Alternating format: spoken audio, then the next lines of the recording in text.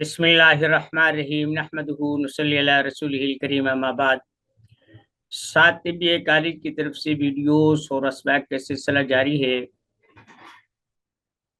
عملیات کی کلاس میں آج ہم گرہن اور حروف صوامت کے بارے میں بات کریں گے۔ آج غالباً 17 تاریخ ہے اور 18 کو یہ چاند گرہن لگ رہا ہے۔ تفصیل آپ کو سکرین پر دکھائی دے گی۔ 2024 میں اگلا یہ چاند گرہن ہے۔ جب بھی ایک بات ذہن میں رکھیں کہ جب بھی کوئی گرہن لگتا ہے تو ٹھیک 14 دن کے بعد دوسرا گرہن بھی لگتا ہے، یعنی چاند گرہن عمومی طور پر 14ویں کو لگتا ہے اور سورج گرہن جو ہوتا ہے عمومی طور پر یہ 28 کو لگتا ہے چاند میں، ایسا کچھ حساب ہوتا ہے۔ ہماری ستمبر 2024 کی کلاسوں میں عملیات کے متفرق چیزوں کو جو اس وقت رائج ہیں یا جو اس وقت کی ضروریات ہے، عاملین ان کے بارے میں سرگرداں ہیں، بتانے والے کم ہیں، طلبگار زیادہ ہیں، تو ہمارا ایک سلسلہ ہے، ہم ایک خاص مائنڈ سیٹ کے ساتھ، خاص سوچ کے ساتھ یہ چیزیں کرتے ہیں کہ کوئی آدمی جو مستحق ہے وہ رہ نہ جائے، اور جو آدمی صرف ویلیاں خان میں یا یوں لگا لیں کہ چوری چکاری میں، سرقے میں دلچسپی رکھتا ہے، وہ اس سے دور رہے۔ حروف صوامت وہ حروف ہیں جو حروف تہجی، یعنی الف با تا سا جیم ہا قا دال، یہ 28 حروف ہوتے ہیں۔ اگر آپ سب کو ملائیں، حمزہ کو بھی ملائیں تو 29 ہوتے ہیں۔ اب ان حروف میں جو تقسیم کی گئی ہے وہ ایک ناطق ہیں، یعنی جن میں نکات ہیں، جو نقطے والے ہیں، جیسے با، تا، سا، جیم، زال، زا، بڑا شین، زواد، زویں، بڑا کاف، نون وغیرہ وغیرہ۔ اور ایک ہے سامت، صوامت۔ سامت خاموش کو کہتے ہیں، یعنی وہ حروف یا وہ لفظ کہ جن میں نکات نہیں ہوتے، نقطے نہیں ہوتے، انہیں ایسے ہی لکھا جاتا ہے، جیسے الف، ہا، دال، را، سین، صاد، طا، عین، چھوٹا کاف، لام، میم، واو اور چھوٹی ہے۔ یہ کل 13 لفظ حروف بنتے ہیں۔ ان 13 حروف میں عاملین نے، مرتاس لوگوں نے اور ریاست کرنے والے لوگوں نے، صوفیوں نے، یوں لگا لے صوفیوں نے کچھ تاثیر دیکھی، اوقات دیکھے، صدیوں کے جو تجربات تھے ان کی بنیاد پر الفاظ کو ان اوقات کے ساتھ تطبیق دے کہ یہ جو حروف ہیں اگر انہیں چاند گرہن یا سورج گرہن کے اوقات میں مقررہ تعداد، اگر ان کے اعداد نکالے جائیں، جیسے الف کا 1 ہے اور ہا کے 8 ہیں، دال کے 4 ہیں، ایسے ہی اگر ان کو جمع کیا جائے تو ان کے کل اعداد جو بنتے ہیں وہ 543 ہیں۔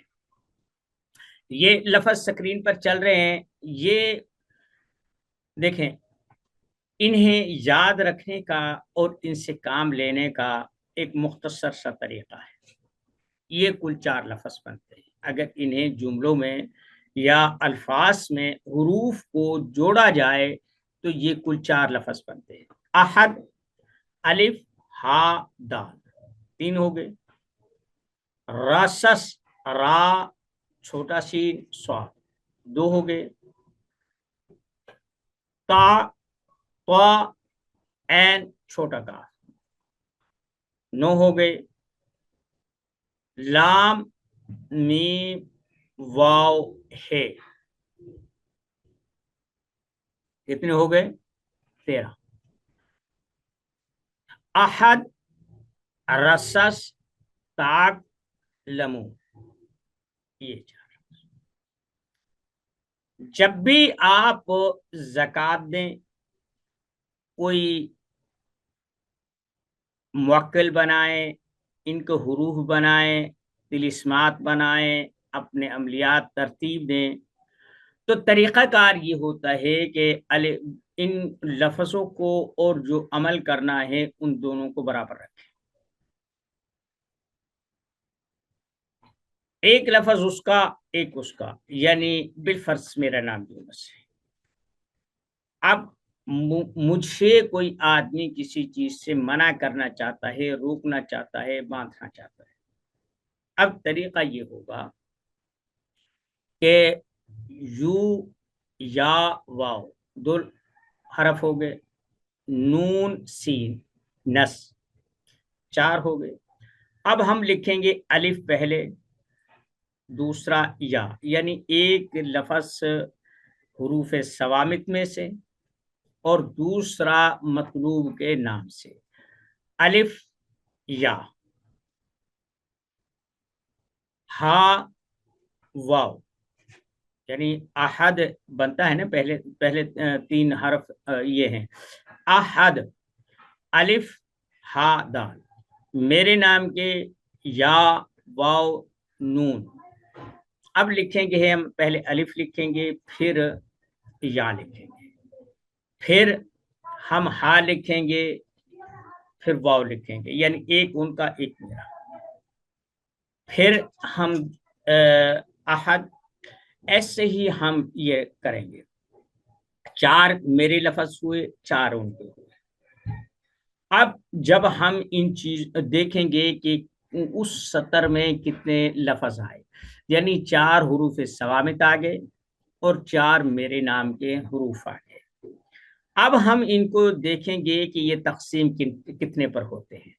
मसलन अगर ये 5 पर तकसीम होते हैं तो 5-5 के हुरूफ को निकाले और उनको इकट्ठा कर ले, या 3 पर होते हैं तो 3-3 के जुमले बना ले। ऐसे ही मुख्तलिफ, यानी कोशिश करें कि जो हुरूफ जमा किए जाएं वो ताक में हों, 3, 5, 7, 9। 3 या 5 में बेहतर रहता है, वो अदायगी में लिखने में आसानी रहती है। ये तो हो गया एक। सबसे पहले जो ग्रहण की हुरूफ सवामित की तत्बीक है या इनका बाहमी ताल्लुक है, हम उस बारे में बताते हैं। ग्रहण के औकात में जब चांद सूरज को या सूरज चांद को छुपाता है, इनके साए एक दूसरे के आगे पीछे आ जाते हैं। यानी यूं समझे कि ये देखें, ये एक सूरज है, ये जमीन है, ये चांद है। अब चांद की रोशनी भी बराह रास्त जमीन पर आती है और सूरज की रोशनी भी आती है। ये जो सूरज होता है, इसकी ज़िया है, यानी इसकी रोशनी है, इसमें जैसे दीवे में, किसी चिराग में या किसी बल्ब में जब कुव्वत आती है तो तेल आता है तो वो चिराग जलना शुरू हो जाता है। सिराज व हाजा कहा है सूरह नबा में सूरज को कि ये जो सूरज होता है, इसकी रोशनी इस निज़ाम शमसी में जहां जहां तक पहुंचती है वो धूप कहला। चांद जो है इसकी अपनी रोशनी नहीं है, ये एक आईना है, ये एक आईना है। یعنی اگر آئینے کے سامنے چراغ بلب کچھ بھی رکھا جائے یا دھوپ کے سامنے رکھا جائے تو جتنی اس کی کیپیسٹی ہوتی ہے، حجم ہوتا ہے، جتنی حیثیت ہوتی ہے، اتنی وہ جھال یا جھلک یا اس کا عکس جو ہے نا، جس طرف اس کا منہ کر دیں گے اس طرف ڈالے گا۔ مثلا کمرے میں اندھیرا ہے اور آپ باہر ایک آئینہ لیتے ہیں، اس سے سورج کی سمت کر کے اس کی جو جھال ہوتی ہے، عکس ہوتا ہے، وہ جب کمرے میں ڈالیں گے تو وہ روشنی وہاں محسوس ہوگی۔ آپ تجربہ کر لیں۔ یہ بہت پہلے کی بات ہے کہ اس وقت افغانستان میں گلبدین حکمت یار کی حکومت تھی غالباً، تو علماء کا ایک وفد گیا تھا، اس میں میرا بھی نام تھا۔ ہم نے دیکھا کہ ایک جگہ پر ایک پہاڑ میں غار ہے، وہاں روشنی تو تھی نہیں، جنگ تھا، رشیا سے جنگ لگ رہی تھی، بجلی کا کوئی خاص نظام نہیں تھا، جنریٹر تھے کہیں کہیں تھے، ہر جگہ نہیں تھے۔ تو وہاں پر کمانڈروں کی یا مجاہدین کی یا جو دیگر وہاں سے جو، یہ باتیں مناسب نہیں ہوتی، لیکن جب ان کمانڈروں کی وہاں کانفرنس ہوتی، میٹنگ ہوتی، تو روشنی تو تھی نہیں، وہ ایسے گھپا سی تھی، غار تھی، ایسے ایسے نا یوں چکور تھی۔ تو اس میں جو جہاں سے مثلا ایک سرنگ ادھر نکل گئی، ایک ادھر نکل گئی، ایک دروازے کی طرف تھی، ایک سامنے تھی۔ اب وہاں پر شیشے لگے ہوئے تھے اس درمیانی پلر پر اور خاص زاویوں سے دیواروں پر۔ جب کبھی روشنی کی ضرورت پڑتی تو ایک بڑا سا شیشہ باہر رکھا جاتا، اس کا عکس اس شیشے پر پڑتا، اس کا عکس دوسرے پر پڑتا اور تیسرے پر پڑتا۔ وہ پھر ایک ایسا پورا ماحول جو ہے وہ جگمگا جاتا۔ پھر دوسرا ان شیشوں کی خاصیت یہ تھی کہ وہ جو اس طرف کی اس میں سرنگ میں یا اس کونے میں بیٹھے ہوئے ہیں، وہ اس طرف جو بیٹھے ہوئے ہیں تینوں طرف دکھائی دیتے تھے، یعنی ایسا نظام بنایا تھا۔ خیر ہم نے وہ دیکھا، زندگی میں پہلی دفعہ دیکھا تھا، اس وقت ہلکی سی عمر تھی۔ تو آج مجھے اس کی مثال یاد آئی 20 سال بعد۔ تو یہ جو چاند ہوتا ہے یہ سورج کی روشنی کو منعکس کر کے زمین پر بھیجتا ہے، اور یہ والقمر قدرناہ منازل حتی عاد کالعرجون القدیم، یہ سورج جو ہے نا، چاند جو ہے یہ خاص مدار میں گھوم رہا ہے۔ مثلا ایسے اب یہ چکر لگ رہے ہیں، یہ سارے نظام شمسی میں جتنے بھی سیارے دریافت ہوئے ہیں یا ابھی تک نہیں ہو سکے، واللہ عالم کتنی بڑی کائنات ہے، ابھی تک اس کا صحیح اندازہ نہیں ہے، تخمینے ہیں، کوئی کچھ کہتا ہے، کوئی کچھ کہتا ہے۔ بہرحال اس نظام شمسی سے بھی بڑے بڑے نظامات موجود ہیں، یہ پورا نظام شمسی ایک ذرے سے بھی زیادہ وقت نہیں رکھتا، اس سے بھی بڑے بڑے نظام موجود ہیں، لاکھوں اربوں سورج موجود ہیں۔ یہ سورج تو ان کے ایسے جیسے دھوپ میں اگنے والا ایک ریت کا ذرہ ہوتا ہے، یہ تو اس کے برابر بھی نہیں ہے، لیکن ہماری زمین کی نسبت یہ بہت بڑا ہے، 13 لاکھ گنا بڑا ہے۔ خیر جب مثلا یہ سورج ہے اور یہ چاند ہے، درمیان میں زمین آ جائے تو جس طرف جو چیز آئے گی، یعنی ایسے یہ سورج ہے، یہ چاند ہے، اب یہ چل رہا ہے، اگر زمین اس کے بیچ میں آ گئی، چاند گرہن اس کے بیچ میں آ گئی تو سورج گرہن، بات سمجھ، یعنی زمین درمیان میں جب ان کا سایہ آتا ہے، زمین کا سایہ پڑتا ہے تو وہ ایسے لگتے ہیں کہ ان میں گرہن لگ گیا ہے، ان کی روشنی کم ہو گئی ہے، لیکن سچی بات یہ ہے کہ اس سلسلے کے درمیان میں جب زمین کا سایہ آتا ہے تو اسے ہم گرہن کہتے ہیں، اور اس میں اتنی زیادہ کشش اور تاثیر ہوتی ہے کہ جب بھی سورج یا چاند گرہن لگتا ہے تو ہمارا مواصلاتی نظام، بجلی کا نظام، برقیاتی نظام اور یہ وائرلیس کا نظام بری طرح متاثر ہوتے ہیں، اور ہم نے یہ چیز بھی دیکھی ہے کہ کہتے ہیں کہ کچھ بچے معذور پیدا ہوتے ہیں، کچھ کے جسم پر خاص نشانات ہوتے ہیں وغیرہ وغیرہ، ان کے ماں باپ کا کہنا ہوتا ہے کہ یہ گرہن کے اثرات ہیں۔ خیر، اس میں جب یہ چیز ہوتی ہے تو کائنات میں یعنی ہماری دنیا میں اس کے اثرات ہوتے ہیں، قابض اثرات ہوتے ہیں، کسی بھی چیز کو آگے بڑھنے سے روکتے ہیں، جیسے مواصلات ہیں، کمیونیکیشن ہے، اور اس کے سگنلز ہیں، اور وہ جو ہماری رابطے کی جو راہیں ہیں وہ ان میں خلل پڑتا ہے۔ ایسے ہی جب ہمارا ذہن اور ہمارا نظام اور ہمارے تعلقات، ان میں بھی ایک کمیونیکیشن ہوتی ہے، ایک دوسرے سے تعلق ہوتا ہے، ایک دوسرے سے راہیں ہوتی ہیں، اس دوران میں جس طرح کائنات میں بن جاتا ہے ایسے ہی یہ بن جاتا ہے۔ جب ہم نے جادو کی تاریخ لکھی تھی اس وقت کرسمات پر بھی ایک باب ہم نے رکھا تھا۔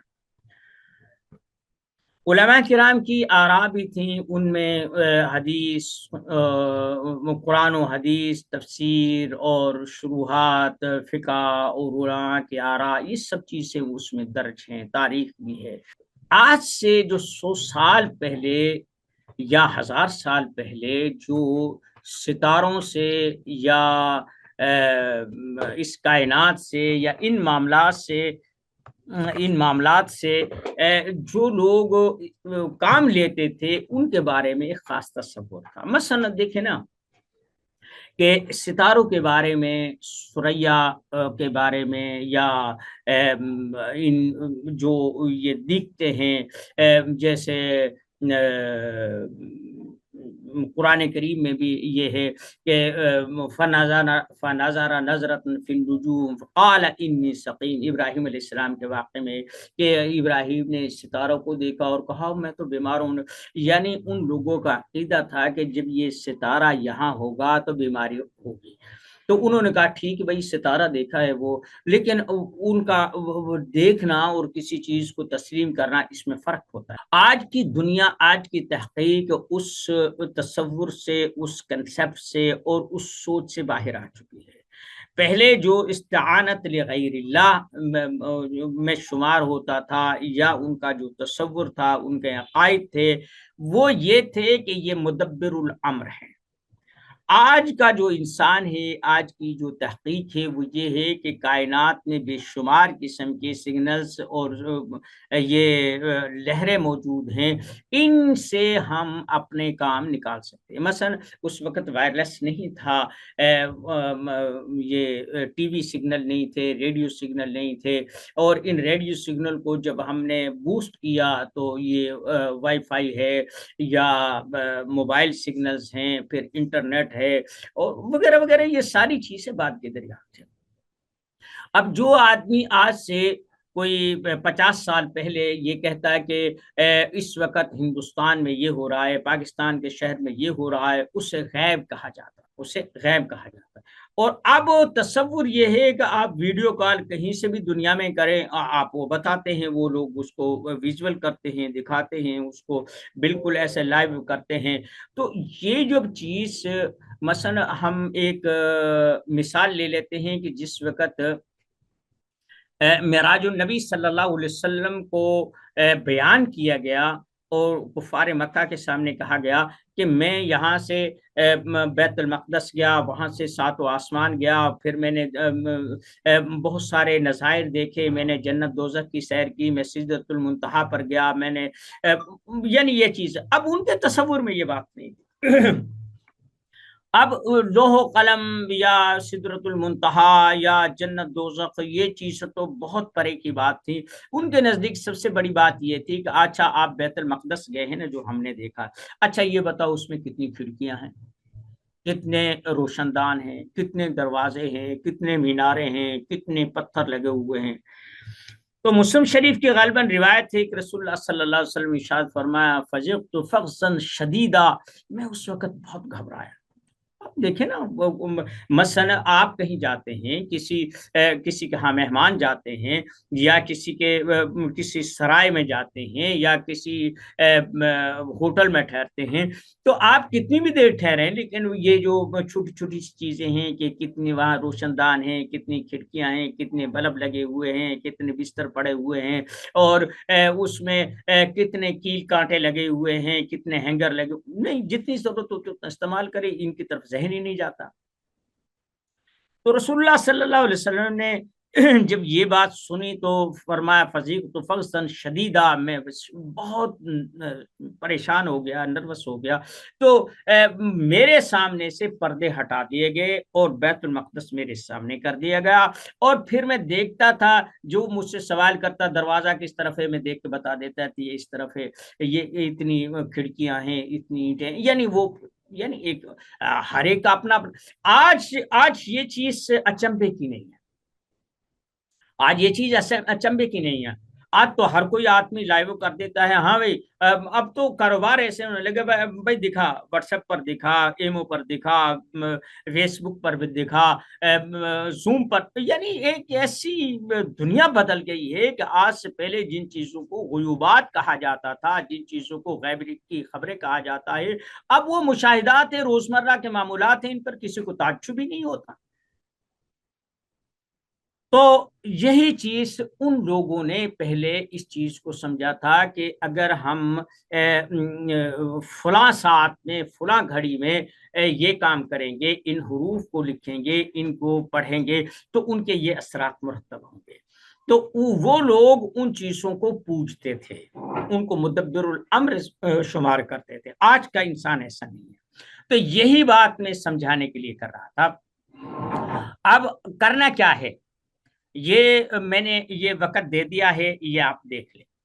تو اس میں جو سب سے اہم بات ہے، آپ کیسے اپنے اعمال کو مرتب کریں، کس انداز میں آپ کام لیں، کس انداز میں زکوٰۃ دیں، جو میرے معمولات ہیں وہ میں آپ کو بتا۔ یہ 4 لفظ ہیں: احد، رسس، طاق، لمو۔ ان کو آپ کسی بھی کچی پکی پینسل سے لکھیں۔ ایک شرط ہے جو اس عمل کی ہے کہ زبان سے کچھ نہیں بولنا، یعنی ایسا کوئی انتظام کریں کہ کوئی بلائے نہ، کسی سے بولے نہ، ٹھیک ہے۔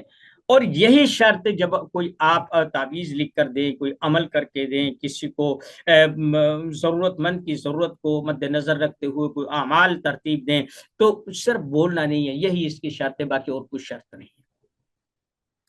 اب آپ نے پینسل سے لکھنا احد رسس تاکلمو، احد رسس تاکلمو، احد رسس تاکلمو، آپ اسے مشق کر سکتے ہیں۔ میں تقریباً 543 دفعہ 15 سے 20 منٹ میں، میرے خیال سے بھی کم وقت میں کر لیتا ہوں، کیونکہ وہ ایک مشق ہوئی ہے۔ تو آپ یہ 543 دفعہ لکھیں، کوشش کریں کہ نئے جو لوگ ہیں وہ کوئی ایسے خانے بنا لیں، یا گنتی لکھ لیں، یا کچھ بھی کر لیں، کوئی اعراب لگانے کی ضرورت نہیں ہے، کوئی الفاظ کی تصحیح کی ضرورت نہیں ہے، کوئی عبارت کی خوبصورتی کی، بس جیسے بھی لکھتے ہیں ایسے جلدی جلدی لکھتے جائیں، ٹھیک ہے۔ جب آپ وہ پہلے سے نمبرنگ کر لیں گے اور پہلے سے ان چیزوں کو دیکھ لیں گے، تو آپ کی جو وہ ہے، آپ کی جو آپ لکھتے وقت نمبرنگ، بچوں کی جو ریاضی کی کاپی ہوتی ہے نا، اس میں وہ خانے بنے ہوتے ہیں، وہ لے لیں۔ آپ کوئی صفحہ لے لیں، اس پر کچی پینسل سے لکیریں ڈال لیں، اس کی نمبرنگ کر لیں، تاکہ لکھنے میں تعداد میں فرق نہ آئے۔ لکھنا ہے 543 دفعہ، کیونکہ حروف صوامت کے جو یہ 4 جملے بنے ہیں، ان کے اعداد نکالے جائیں تو 543 ہی بنتے ہیں۔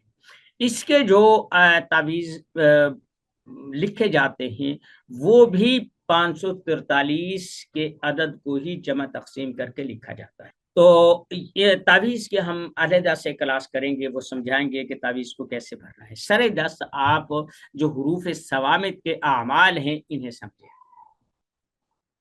آپ جب وہ صفحہ لکھ لیں ایک کے بجائے 2-3 قلم رکھیں. اگر کسی وجہ سے ایک قلم بند بھی ہو جائے، ایک پنسل خراب بھی ہو جائے تو آپ دوسری استعمال کر سکیں. جب آپ کا 543 دفعہ مکمل ہو جائے تو آپ اس کاغذ کو لپیٹیں، بغیر بولے ہوئے کسی جگہ پر، کچی جگہ پر یا زمین میں وہ کاغذ دبا دیں. آپ کا عمل مکمل ہوا اور آپ اب بول سکتے ہیں، کچھ بھی آپ کر سکتے ہیں. آپ کا 1 سال کے لیے یہ یوں سمجھے کہ رینیو ہو گیا عمل. ٹھیک ہے. اب بہت سارے لوگ کہتے ہیں روزانہ آپ نے 3 دفعہ لکھنا ہے، بہت سارا 543 دفعہ روزانہ لکھتے ہیں، کچھ پڑھنے کے لیے بولتے ہیں. بہرحال میرا عمل یہ نہیں ہے. اتنا وقت کس کے پاس ہے کہ ان اعمال کی زکوٰۃ کو قائم رکھنے کے لیے سوائے تسبیح گھمانے کو اور کچھ کام ہی نہ کرے. میں بھائی کوئی زکوٰۃ کو برقرار رکھنے کے لیے کچھ نہیں کرتا. ہاں جو کوئی کام آتا ہے میں اس کو کر دیتا ہوں. تمام عاملین کو اور تمام طلباء کو میں اپنی کتاب اعمال گرہن اور حروف ثوامت اور اعمال گرہن نامی کتاب ان باکس میں بھیج دوں گا. آپ اس کا مطالعہ کر لیں. جہاں سے سمجھ نہ آئے آپ گروپ میں یا میرے ان باکس میں آپ کر سکتے ہیں. اس کے علاوہ کوئی عمل ہے بندش کا ہے، مثلا ایک 2-3 میں عمل آپ کو بتاتا ہوں. شرعی فتویٰ تو جو چاہے کوئی لگاتا رہے، مجھے اس کی پرواہ نہیں، لیکن الحمدللہ جہاں تک میں نے تصدیق کی ہے اس میں کوئی قباحت نہیں. ایک کاش برنی کا ایک عمل تھا، وہ یہ تھا کہ بنش کھائے باندری کہ آدھا پھل کھائے، اور ہانک دیو محمد کے چنگا کرے خدا ہے. یہ ان کی کتاب غالباً اعمال جعفر نامی کوئی کتاب ہے، جو ہے نا اسی قسم کی ہے. ایک یہ ہے. دوسرا ایک اور ہے کہ یہ عمل کس لیے ہے؟ یہ دردوں کو باندھنے کے لیے ہے. داڑھ دانت کا درد ہے، سر کا درد ہے، گھٹنوں کا درد ہے، کمر کا درد ہے، اسے جو ہے نا وہ کر کے دیتے ہیں. اس کی ترکیب وہاں لکھی ہوئی ہے، ہم نے بھی اپنی کتاب میں لکھی ہے، آپ دیکھ سکتے ہیں.